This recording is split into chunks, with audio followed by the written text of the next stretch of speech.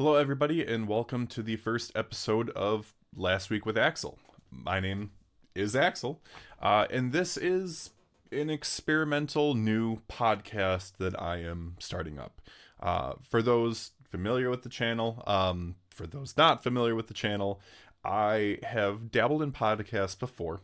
I'm somebody that I've done a lot of various radio kind of things and whatnot, so speaking long term over various discussion topics and whatnot is something that I've been comfortable with.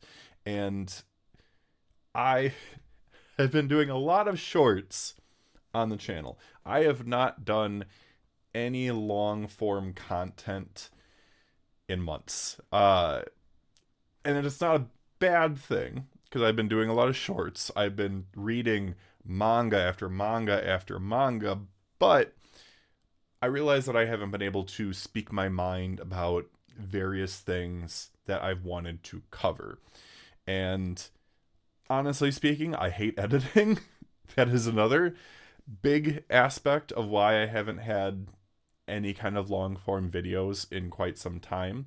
So I wanted to essentially get something that was a compromise of everything, and so that's what you're getting with this. And I'm on camera mostly to give people that are watching some kind of visual stimulus, but I will be frank and say that the vast majority of this is going to be an audio only experience. So if you want to, just listen in, that's great. If you want to watch, fine. I am going to be doing various gestures because I don't know what to do with my hands, but so be it. So what am I going to be doing in Last Week with Axel? Well, the big thing is that each episode is going to center around 3 anime or manga topics, or a combination of the both, from the previous week, and I'm going to be talking about them in length. Obviously, I'm not going to be stopping the daily shorts that I'm uploading, and if you haven't watched them yet, I have an entire playlist with every single day of shorts that I've been doing so far.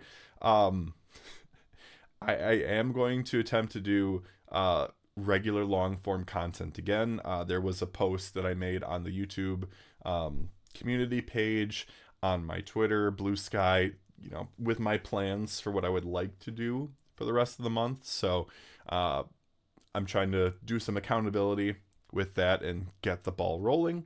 That being said, if you want to jump ahead at any point in time, there will be time codes in the description and, breaking up the video itself. But the 3 main things that we are going to be discussing in today's podcast, we are going to be talking about the spring batch for Shonen Jump with the 2 new series that we're getting there. We are going to be talking about AI manga and a lot of the controversy that's been surrounding that. As you can tell, this is going to be one of those just free-form podcasts with me flubbing lines every now and then. And the third topic that we're going to be covering is the Crunchyroll Awards, because all of the nominations have happened. The voting is more or less wrapping up.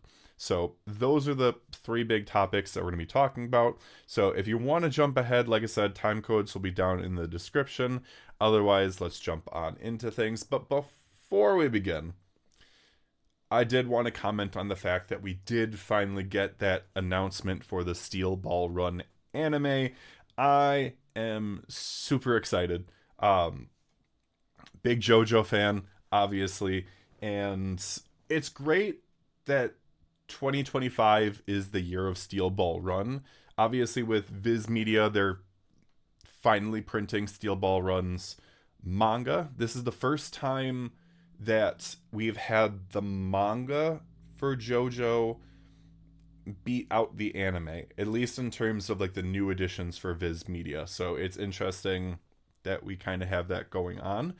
I am interested to see if something similar then happens, because I'm pretty confident that the Steel Ball Run manga is going to finish printing before the anime is done. So I'm curious to see if we get JoJolion started before that eventual anime. but it's a bridge to be crossed eventually. I'm, again, super excited. David Production is back. One of the things that I heard is that in terms of production, they did hear the complaints that people had about Stone Ocean in terms of the pacing and whatnot. So I am curious to see how they tackle that. I'm also curious to know what David Productions' timetable is on productions, because obviously they're doing Fire Force right now. They're doing the season 3 right now before they're doing the final season. They have the Undead Unluck winter special. Past that, I think they're in the clear, but again, we don't have any dates. We just know that Steel Ball Run is in production. Regardless, I'm excited, but even though that wasn't one of the big 3 topics for this video, I did want to discuss it, so moving on. So, first big topic for today's podcast is the spring batch for Shonen Jump. So once again, we are getting another batch of 2. So similar to the winter 2025 batch of Star of Beethoven and Embers, we are once again getting 2 new manga. We are continuing to be very conservative to start off 2025. I have thoughts of what's going to happen after that, but we'll get into that in a bit. So with this batch of 2, one of the things that is ending, the Jump Future project is finally coming to an end. So only one other series should end. And I will say that I do plan on talking more about the Jump Future project in the future. At this point in time, I'm just waiting for Project Vinland to translate the rest of the one-shots that we still have yet to see translated. I'm still upset that neither Viz nor Shueisha decided to translate any of the one-shots. I don't know what the decision was there. It's frustrating because with Jump Plus, for example, with Manga Plus, with that app, we get all of the one-shots translated. And I am going to get into that a little bit more with the AI manga discussion. So I don't know what the reason was for why we couldn't get the Jump Future project one-shots translated. I don't know what the thought process was with that. Like, obviously, it was a big enough thing that they came up with a name for it. It was a big enough thing in Japan. I'm not 100% on what the reception was for all of the various one-shots that we got to see. From my knowledge, at least, I know with the final one that we just had, that had a pretty positive reception with like the art and the action with it. But it just feels like, okay, so we don't care about the West's perception on that. Regardless, it's something I'm going to discuss more in length once we do have the other one-shots translated. But I do at least want to shout out Project Vinland for taking on this project and actually translating things and making things accessible for those in the West. So thank you all for the hard work that you do. I'm looking forward to reading the rest of the one-shots and making shorts about them. Like I've made shorts for all of the Jump Future project one-shots so far. So again, there is a playlist of everything if you haven't watched those yet. So I definitely encourage you to do so after the podcast. So that being said, so based on, in terms of talking about what the other what the other ending thing is, based on the plot developments from the last few chapters and sales just absolutely falling off a cliff, I'm fairly confident at this point that Astro Royale is the one on the way out. Now, whether or not that is, done, whether or not we get extra chapters in the volume release, which, based on what people said about previous volume releases and the chapter contents of them, I kind of doubt that. Or if it moves to Jump Plus, I'm pretty sure it's out. I'm pretty sure it's done. it's been unfortunate kind of seeing Kenwakui flounder with Astro Royale. It had its moments, but it's been on such a decline lately. The tournament arc that we've just been having is honestly one of the worst tournament arcs that I have seen in manga, and I have seen a lot of tournament arcs, and just now there is a slim chance that something else could end instead of Astro Royale, but they pulled one of those everybody's here moments in the last two chapters, and one of those like big flashy everyone like contributing for one final attack. So it feels like it's done. It's showing every flag that it's done. And I think we've given it enough time. We've given it that same grace period that Samurai 8 had. So I want to say it's done. Again, it's not 100%. By the time that this video is out, which will be Thursday, April 17th, by all means, leaks could be out and we could have confirmation that Astro Royale is done. At least at the time of me recording, those leaks have not come out yet. So that is my prediction. We'll see what happens. So we kick things off with Nice Prison by Suganuma Tatsuya in Jump issue 21. And then we get to see Tomoshibi no Hotel by Yuki Kawaguchi in issue 24. So it sounds like they're being separated by the double issue. I believe it's 22, 23. So there is a bit of a break in between them. Now, whether or not then that means that we only do have two newbies, maybe we get something like Super Smartphone where we get a random new series a couple issues later. Probably not. I'm guessing we're just going to get a different batch in a regular period of time after the fact. But it is interesting that they're splitting things up. I know that they like, for the double issues, they like to have like everybody's here manga cover. So that's what it sounds like. Unfortunate that Kawaguchi doesn't get to be a part of that, but it is what it is. So for those familiar, if the name sounds familiar, Kawaguchi is Red Hood's mangaka, making his return after a few one-shots here and there. I'm personally excited to see him back. And then Tatsuya, the one that is doing Nice Prison, he did the one-shot Risky Magician back in 2019 and Flying Darwin back in 2016. From what I could see, this is his first series. So whether or not that's good or not, we'll see. There was a promo image that was thrown around. I haven't seen any leaks or whatnot for the chapter itself. But from the sound of it, just because he's done gags previously, that's probably what this is this time around as well. So it will be interesting to see whether or not it lands or if it flops. Because obviously we still have Roboco and we still have Chojo, and just based on how much Jump loves Roboco, I'm pretty sure Chojo takes the knife before Roboco does. But I digress. And then for Kawaguchi's series, we don't have a whole lot of details on that. The main character kind of looks like a hunter.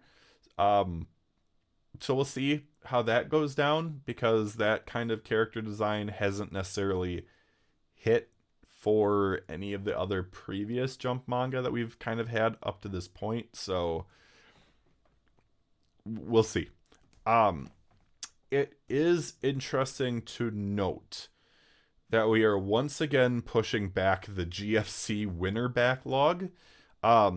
We still have 3 Golden Future Cup winners that have not been printed in Shonen Jump yet.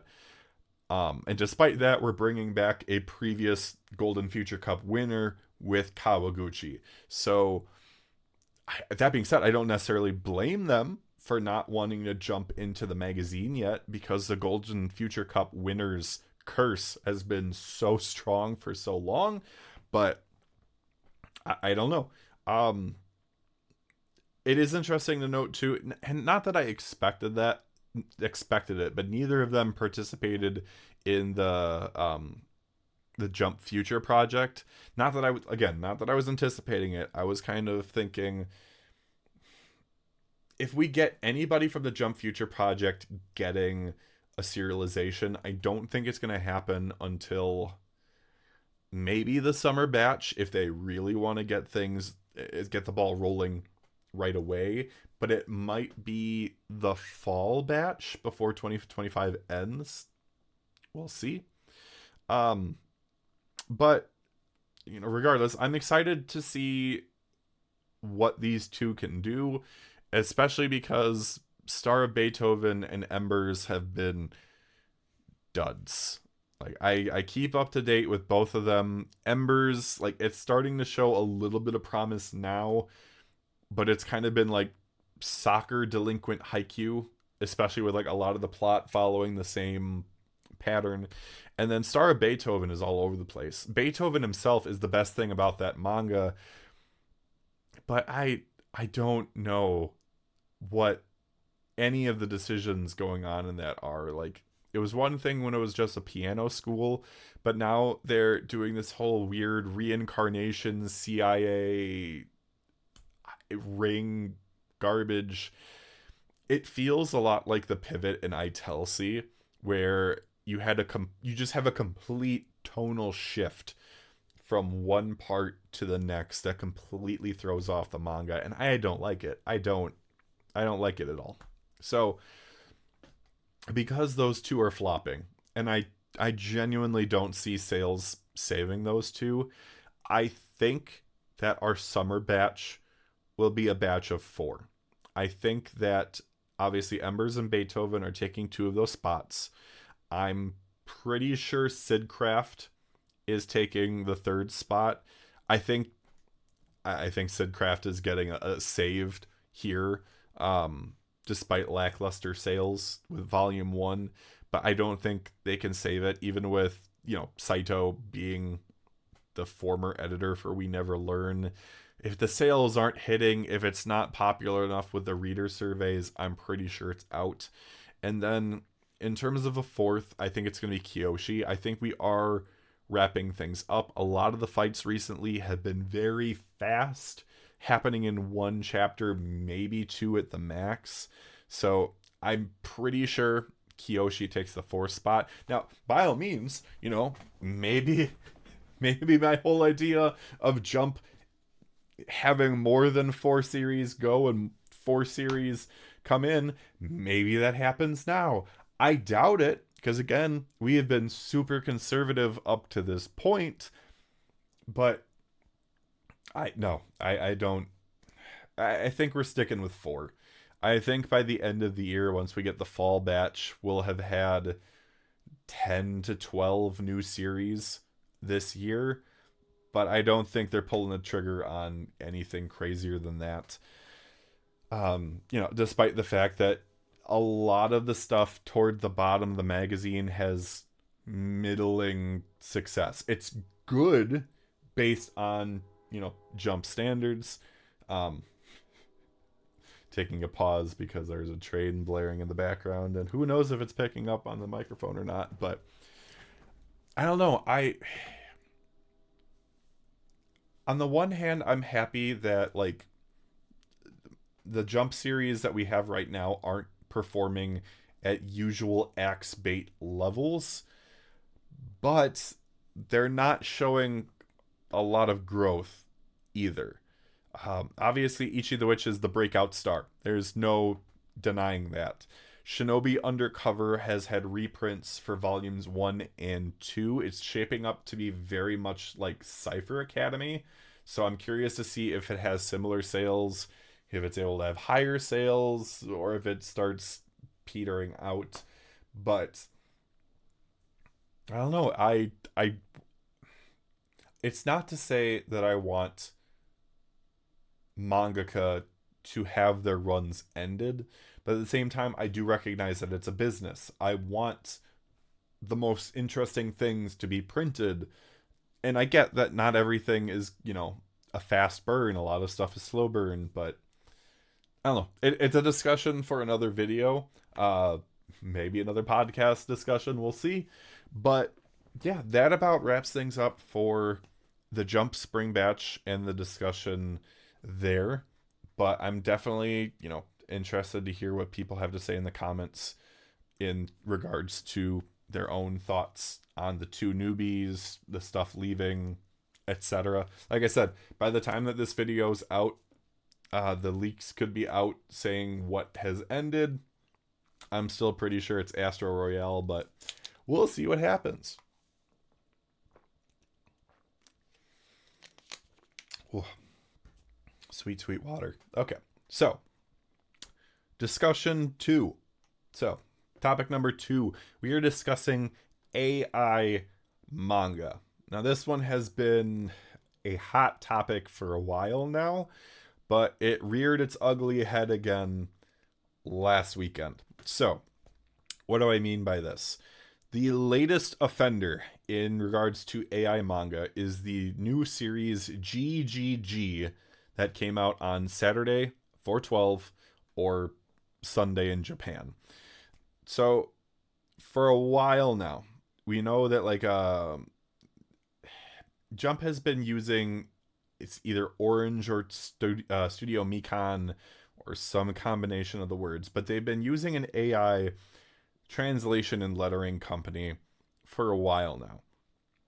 And the biggest offender a while back was with Rugby Rumble. And there was a huge uproar that led to them reversing course and getting humans to get things done. Because the thing was, Rugby Rumble was ugly as hell. Awful. The translation was stiff, but on top of that, the lettering was, oh my god, grating. So grating. It did not look good. Just, ugh. And so, GGG is something that I was really looking forward to. And it had a great first chapter. I encourage people to go out and read the first chapter. It's free on the Jump Plus, on the Manga Plus app. And it's usually the first 6 chapters that are free before they start having that buffer. And then it's just the latest 3 that are translated in free access. But go give it a read because it's fun. It's about a retirement home and a retired assassin that is living there, and another assassin is like his orderly, and he doesn't want to kill him because he doesn't think that he's real, and it's really fun. But the problem is the lettering was so bad. It was so plain. It took out all the soul that this manga had. My god, like there were so many pages that I wanted to screenshot and share with the timeline, and the only page that I shared was the one that had the worst lettering of them all, where the lettering was literally running up to the word bubbles. Ugh. So Shueisha has understandable fears about people jumping on things and fan translating them or pirating them. I get it. I do. I pirate myself because there's a lot of accessibility that's just not there for a lot of manga.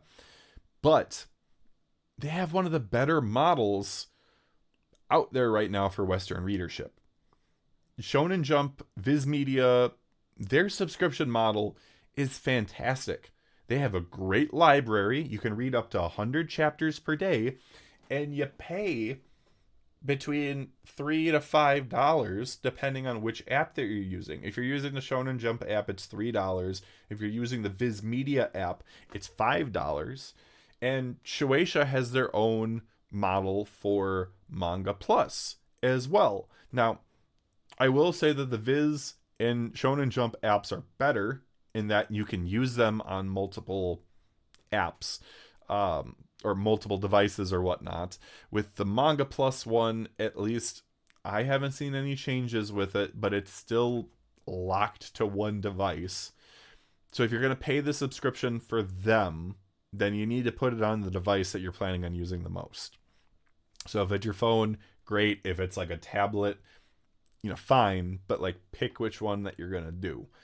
But compared to other apps like K Manga, which, I mean, I'll be blunt, K Manga has one of the best manga libraries out there right now, but their model is a piece of crap because you have to pay for every single chapter minus like a few of like the first ones. But at the same time, they'll have a new series come out, and the first chapter will be free, and it's just like, oh, you have to pay from the second chapter on.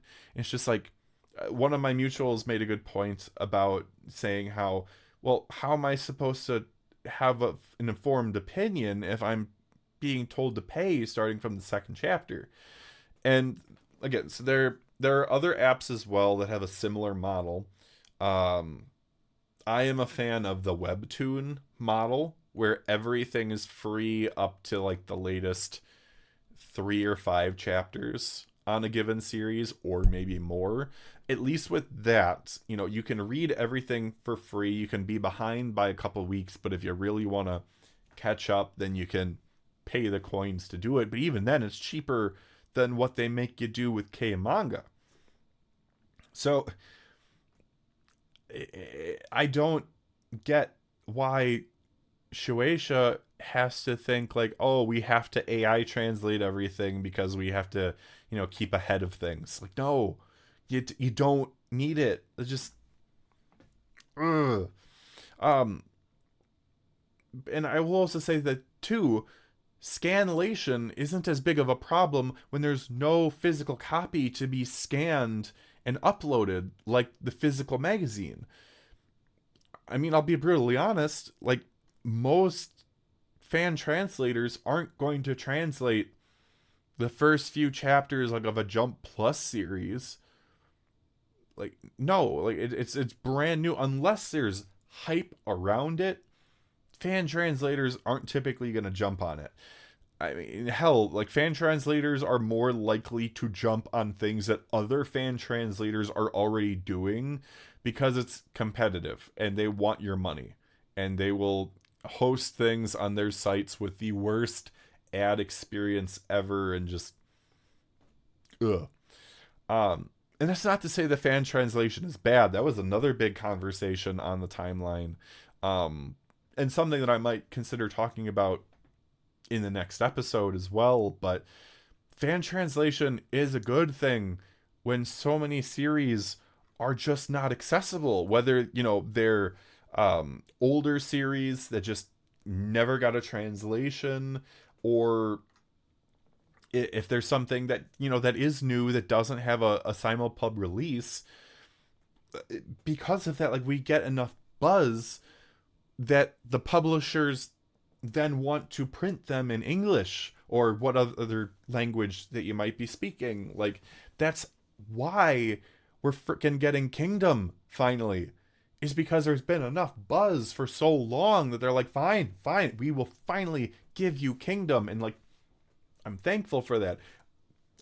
I'm frustrated that they're single volumes, but I will get over it. I will support Kingdom. Absolutely, I will buy every single volume that comes out.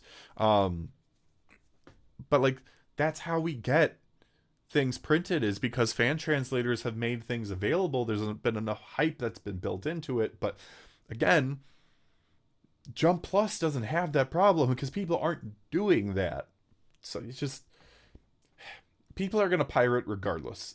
But at least with Jump Plus, it is a free official reading option. And I think we have the means, like, give human people the jobs. You're already giving them the jobs, but I digress. So, as a compromise, it's not one that I like to make, but I'm still fine with it. And that's the fact that the Jump Plus one shots have been done by AI since they're one and done. Like, it's fine. I'm willing to compromise on that. Again, ideally, I would still like to have human translators, human letterers on that. At the bare minimum, human letterers. I mean, like, again, like, when you have certain text that is just the same plain size, just awful words next to sound effects instead of replacing them, letterers are unsung heroes. Absolutely. They deserve way more credit than they get. And at the bare minimum, let them letter this stuff. If you really want to cut corners on the translation, I'm not a fan of it, because I'm a fan of a lot of translators as well. But like, why are we doing this for series? No series run on Manga Plus should be done with AI. Get actual translators and editors working on them. If you want people in the West to be engaged with these series, get human people to actually make them appealing. I really want to read GGG week to week, but that first chapter had the worst lettering. We just had a one-shot today, at least today when I'm recording this. It's the short from yesterday, where it's the I want to eat the arm. What was it here? It's such a stupid long name. I want to eat the arm of a god tier artist. That had better lettering than the first chapter of a new series. What are we doing? What are we doing? Like, it's frustrating. It's frustrating. And again, like Jump's not the only one that's doing this. I believe it's Manga Up. That's another one that's doing this. I wouldn't be surprised if K Manga did it for certain things. I wouldn't be surprised if certain other apps are doing it. Like, I get it. They're trying to get ahead of the curve. And at least by doing AI translation, they can get things in front of people so they're not being fan translated. But like, when you cut too many corners, it affects the quality of life of what you're trying to read. And they are absolutely underestimating the value of human translators and human letterers. And it's frustrating. I need there to be more backlash. I need more pushback so that they stop doing this. And I don't know when enough is enough, but like, it really does take away from the reading experience. I talked to people that they read that first chapter of GGG, or they looked at the page that I screenshotted and posted on like the Twitter timeline, and they were like, I can't read this.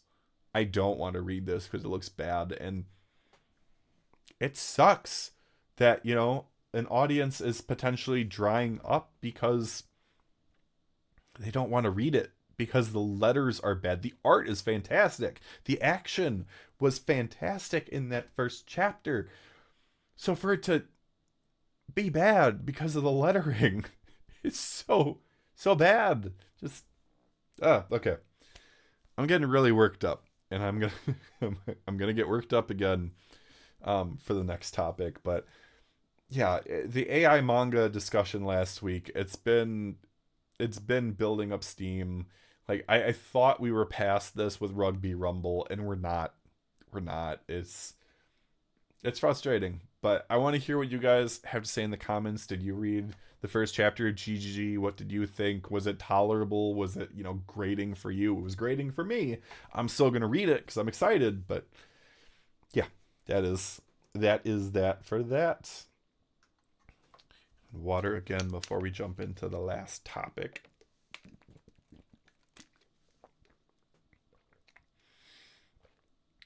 Oh,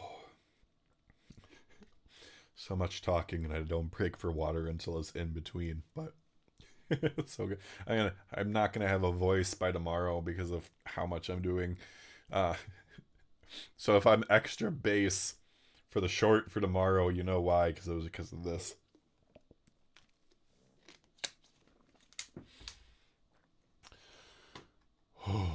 All right. Okay. So, the final topic for this first episode of the podcast is the Crunchyroll Awards. And remember at the beginning how I said I hate editing? Um, I'm kicking myself because I actually recorded an entire video, or at least the audio portion of it, back at the end of December, going into some of my predictions and thoughts for the awards, but I never finished editing the video. Mostly because I didn't want to I didn't want to download a bunch of anime openings and whatnot to just talk about that, because oh my god, there were so many anime to discuss. Because with Crunchyroll, they decided to finally fix the nominations and make it so that, what started at the beginning of the year and then ended at the year qualifies. But because we didn't have that in the previous year, all of a sudden, everything from fall 2023 to fall 2024 was included in the nomination process for this. So there were 5 seasons of stuff that was eligible to be nominated. So there was just a lot. So, in the original audio and whatnot, I went into detail on the history of the awards, the changes to nominations, controversy, etc. I'm mostly going to just touch upon certain things. I'm not going to go into full on in depth discussions, especially knowing what we know now about the nominations. So, at least going back in time, because it used to be that, what started at the year at the end of the year was nominated. That was a thing before, but then they changed it in 2023. And I think the reason for it, and again, this is just me looking into what was nominated that might not have been eligible or awarded the same. I think there were two prime suspects, and I think they changed the nominations because of the second season of Demon Slayer and then Jujutsu Kaisen Zero, because their release dates didn't line up properly with what could have qualified, and I think they fudged it to accommodate those two. There are some other things that were like kind of wonky with nominations, but like these were the two that got nominated, won a lot of awards, so I'm pretty sure that's what bent the rule. But again, so now in 2025, we have to deal with the larger eligibility window this year, and then for next year, it's going to be fixed. So we're not going to have to deal with 5 seasons of anime content. It's just going to be the 4. It's going to be a lot more fair. But because of this, again, there was a larger nomination eligibility pool than what we had previously, and a lot of stuff did get cut. But before we talk about those, I did think it was interesting to discuss the new awards and the awards that got cut. So in terms of new awards, there were 2 that I saw. So one of them was Best Hindi Voice Actor Performance, which great, super cool. I'm glad that we are dubbing things in more languages and making them accessible. And absolutely, everybody deserves to be acknowledged for that. So I'm super cool with it. I'm not familiar, obviously, with anyone that might have been nominated for that. But again, in terms of the accessibility, I applaud that. What I don't applaud is Best Isekai as an award. And just like, I get it.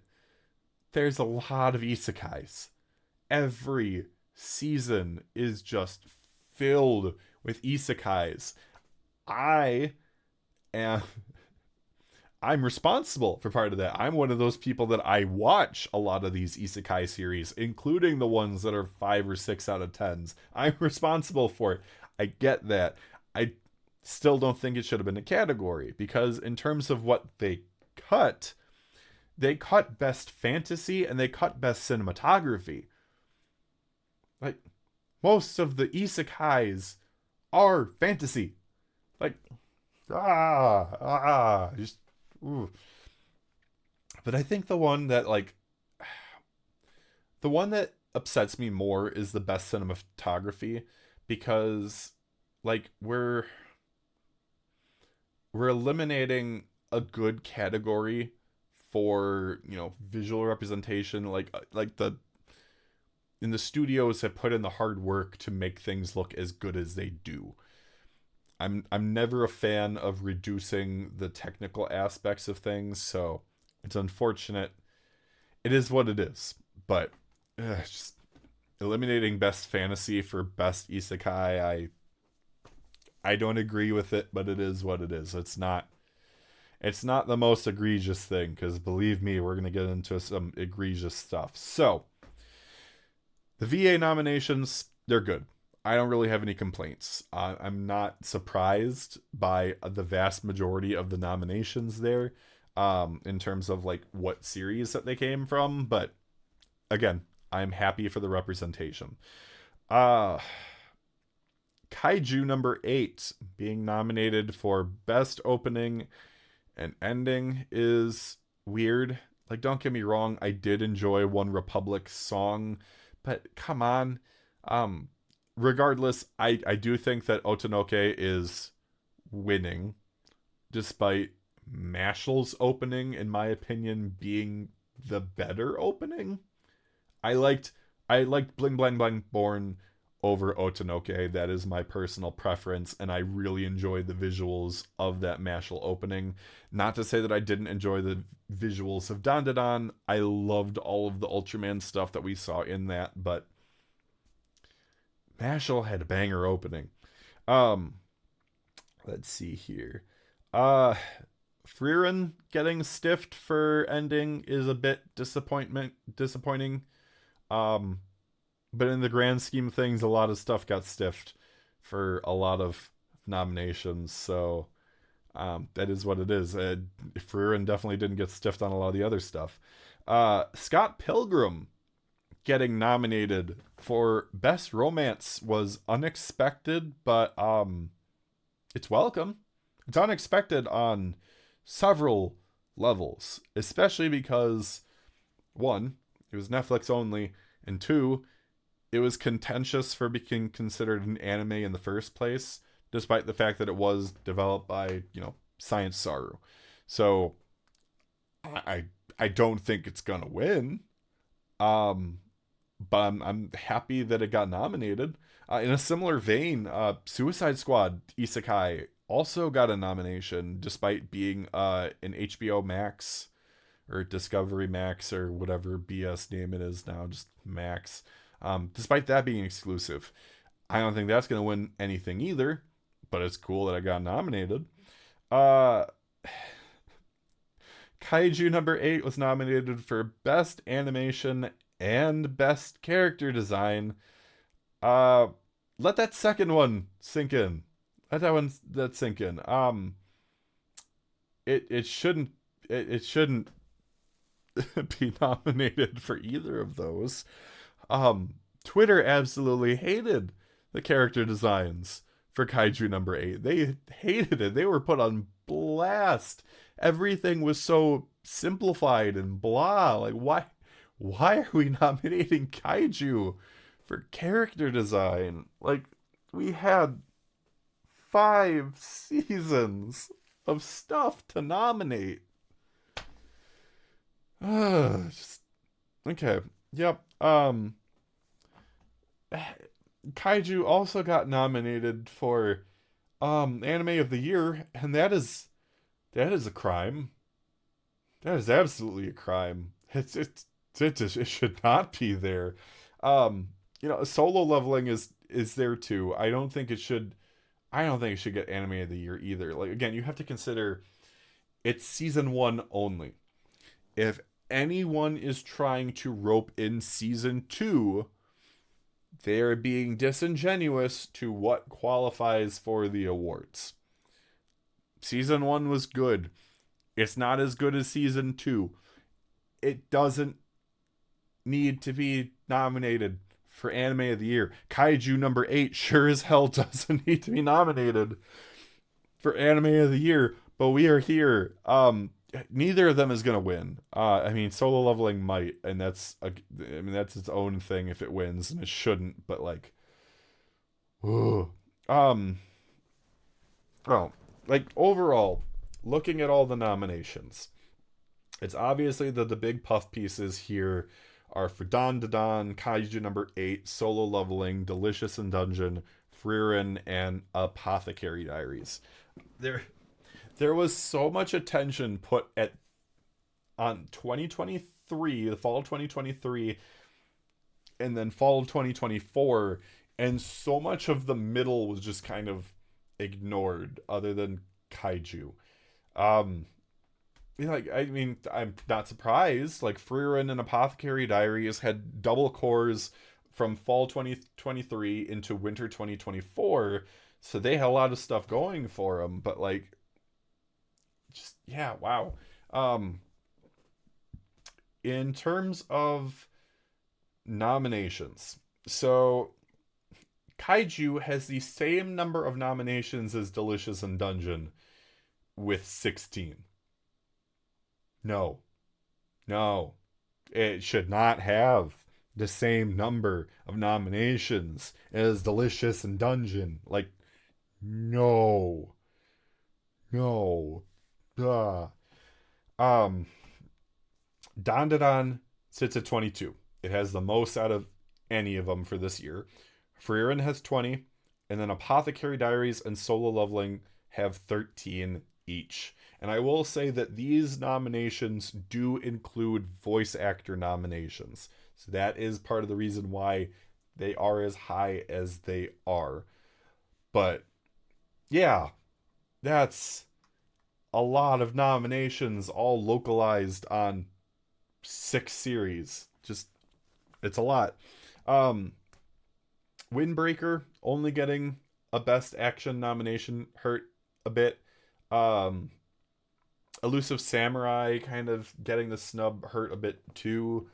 Uh Not to say anything for Undead Unluck or Mission Yozakura family.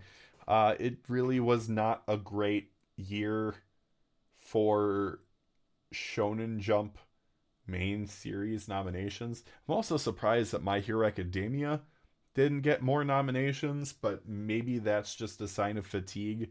Finally, where they're like, hey, it's been nominated so many times, it doesn't need it.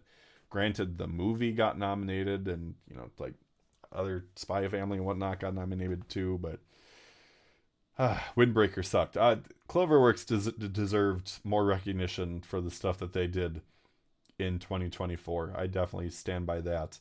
Uh, the Hashira training arc of Demon Slayer got nominated, and that hurts me a lot.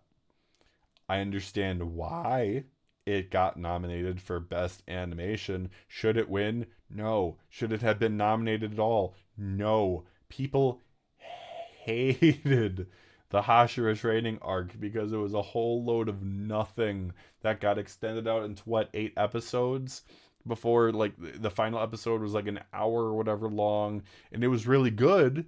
It was gorgeously animated, like, but like, it was such a nothing burger of a season.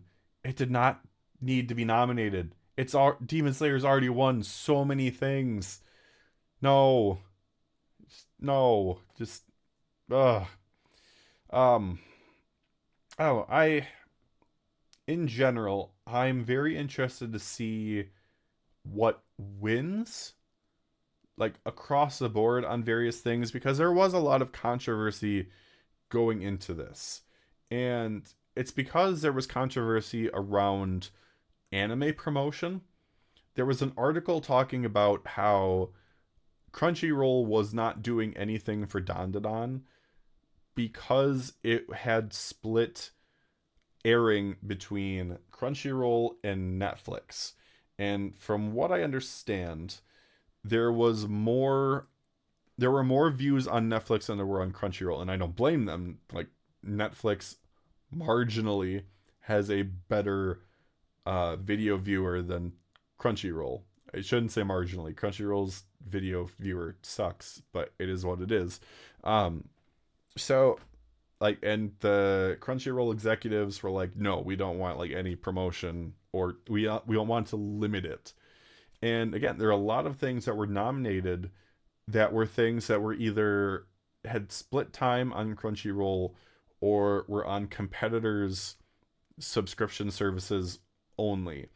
So I want to know if all the nominations are just lip service, which is very possible that it is. And they'll just, give things to the Crunchyroll only stuff, but who knows? I mean, for all we know, because Apothecary Diaries season 1 is on Netflix right now. I feel like Frieren was on Netflix at some point too. I'm not 100% sure, but I don't know. It could be a crapshoot. I think Frieren is going to win a lot of stuff just because, again, it had a double core anime. It had a really good first season, but you could have a lot of recency bias with Dandadan, so who knows. Apothecary Diaries in a similar vein to Solo Leveling, where it had a season that started in winter 2025. So, like, are people having any kind of opinion that is swayed by what's happening right now? Who knows? But I'm interested to see in general just what kind of wins. Like I said, I think Frieren is going to win best anime, but if it doesn't, I think a lot of it's going to go to Dandadan. A lot of things in general are going to go to Dandadan. If I had to pick a winner, I probably would pick Delicious in Dungeon. That first season was amazing. I'm excited to watch more. I'm gonna read Delicious in Dungeon before we do get a second season because it's part of my 365 recommendations. But season 1 of Delicious in Dungeon was great. But again, that was another one where it was Netflix exclusive. So if there's any kind of internal politics with that, I could see it not winning as many things because it hasn't touched Crunchyroll at all. But who knows? I'm curious though, if you guys voted for anything for the Crunchyroll Awards, what did you vote for? What do you think is going to win? Would love to hear it down in the comments. But that being said, we have reached the outro here, and I had a lot of fun discussing things. I got very emotional about the topics that we had, but I'm glad that I got to touch on several things in a long form format that I've wanted to, and getting my thoughts out there. And yeah, it's fun getting to cover multiple things in one go. But I want to stress, like I said at the beginning, this is very experimental.